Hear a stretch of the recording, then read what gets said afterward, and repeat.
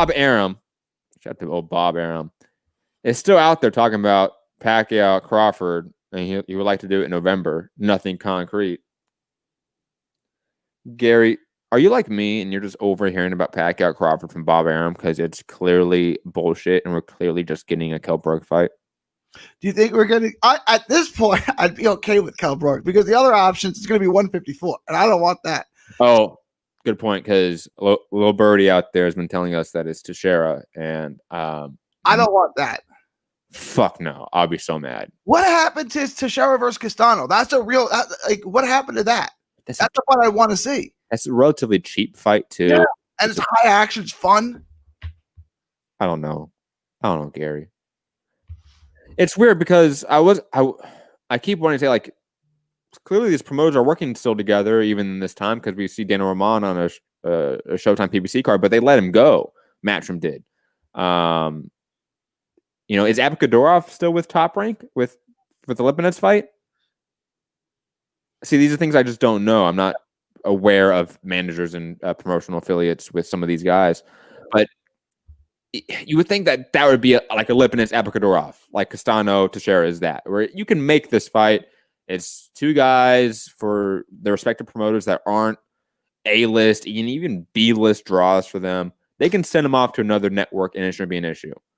Like the negotiation of those fights should not be a factor. But I don't know. I hope to God it's not Crawford Teixeira. That's my gut feeling right now. Which would be better than Adames, I suppose, which was my joke prediction, like when we talked about this a couple weeks ago.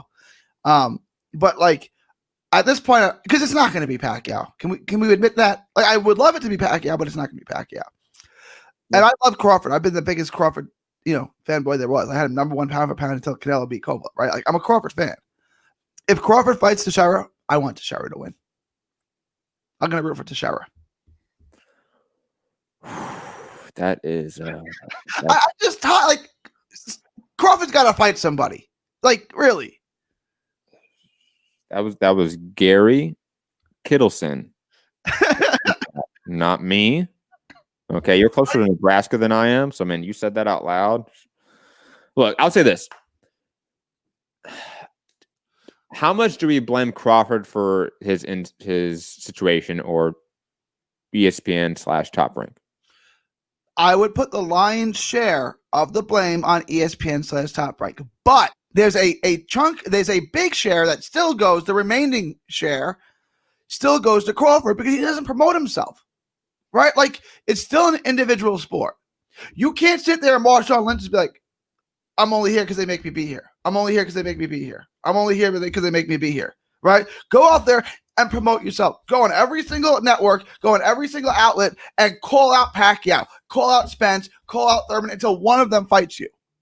You didn't do any of that. So yes, it's ESPN's job to promote you and to get you those fights, but you've done nothing to help them.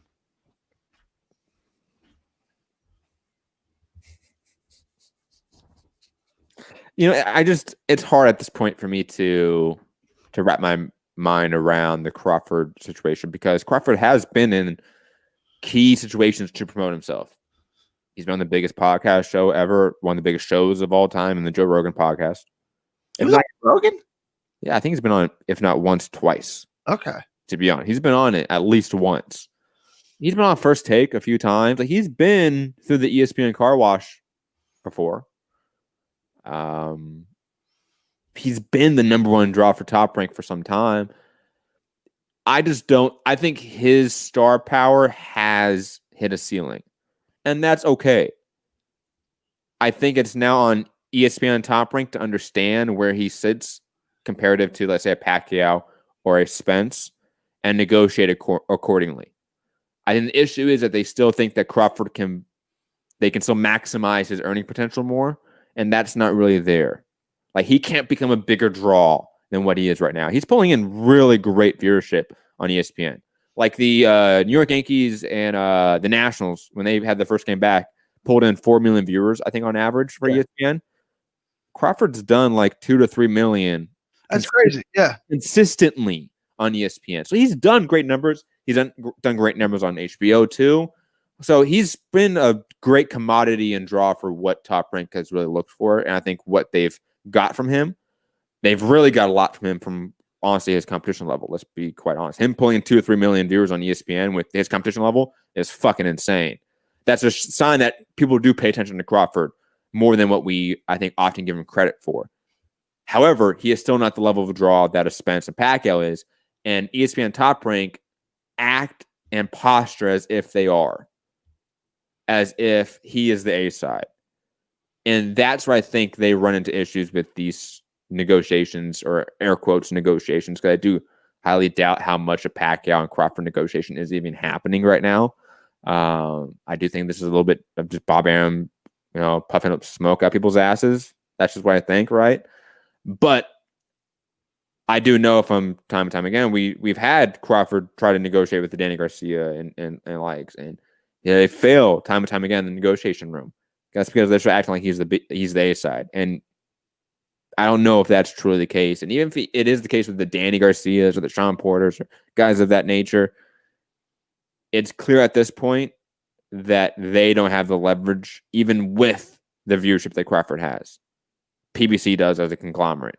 Their PBC welterweights do as a conglomerate. And not only that, the individual PBC welterweights are massive, massive draws comparative to a lot of people in the division, including Crawford. Like Pacquiao and Spence are exponentially bigger stars than Crawford at this point. Pay-per-view proves it. So Crawford has to act accordingly. And not only that, I don't say Crawford has to act accordingly because he does. Top Rank does. Bob Arum does. And I don't think they do. That's what I'm saying, though, right? Like, Crawford's not the A star for two reasons. A, he's not a bigger star than either Spence or Pacquiao. So that's obviously why he's not the A side. And B, they have more options. For PBC, what sells more? Pacquiao versus Spence or Spence versus Crawford? Pacquiao versus Spence sells more pay-per-views, right? It's not even the best option for PBC. They have better options internally. So if you want this, I'm sorry, but you're going to have to take the smaller cut. You're going to have to take the short end of the stick. How bad do you want it? Floyd Mayweather did it for the De La Hoya fight. Do you want it that bad? Because that's what you're going to have to do. And like Crawford will still get paid massively. It'll still be his biggest payday, right? It's just. Yeah. And I do think if, let's say he fights a Spence or Spence or Pacquiao, the other fight happens after that. You know what I mean? Like if he fought Pacquiao next, Spence is the next fight after that. Guaranteed. Unless Spence gets picked off by Virgil Ortiz in the interim. If that's not happening, but I think you're following me here, Gary. If Crawford Spence happens, I think it's a safe bet that Pacquiao wants to fight that guy.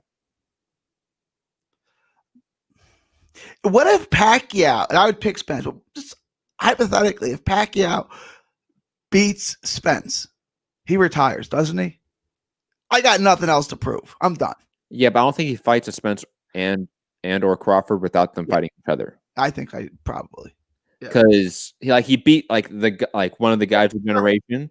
He's already did that. He wants to beat the guy of the generation that's after him, and that would be the winner of Crawford Spence. So if I'm Pacquiao, and even like Mayweather to a degree, like I would be thinking about fighting the winner of Crawford Spence, not fighting either one beforehand, because that's not how you maximize that fight. You fight the winner of that fight. If I'm Pacquiao or a Mayweather, to bring in his name, maybe I shouldn't, but just speaking that into existence, that could happen. Moving on, though, unless you have any other thoughts about Pacquiao and Crawford not happening, even though Arum says it might happen. It's not happening. Yeah, it's not happening.